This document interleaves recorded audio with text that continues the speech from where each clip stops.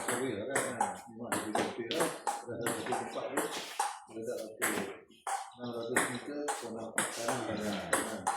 Tapi kita kalau kadang kita bawa dia apa ni. Aku tahu dia pada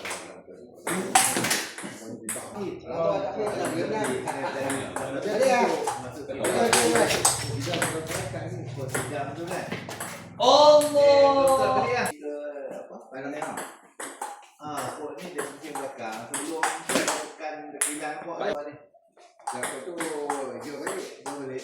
Masuk sini kan. Iyalah, boleh ambil balik tu. Masuk BTE. BTE ya.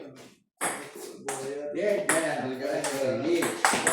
Kalau tu masa pemakan masa tu habis dia kalau tu atau dia tambah sudah mati dah ni kat dia lah. Dekat malam Malaysia dalam DMJ ni dia kalau mau dia okey. Satu sekali boleh buku.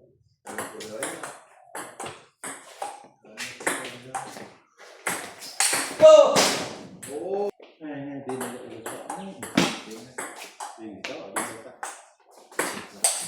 Oh, benih aduh. Tak lah, kalau boleh je kan. Dia nak datang kita ni. Amat. Cikgu P. Ni teman cikgu ni, cikgu fikir. Oh, tapi Dia besar. Memang dah aku dah cikgu ni jadi. Kalau saya fikir ni. Kalau ni tak apa, saya pakai dulu. Kalau dia jadi sebab kalau dia boleh malai saya. Dia betul ni kita tinggal balik. Ni 3 tahun mau. Belum tentu lagi.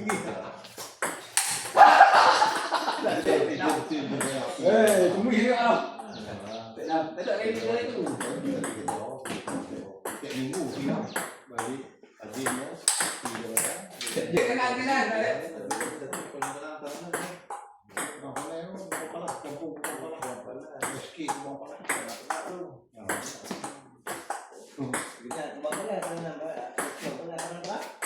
Lepas tu dulu badan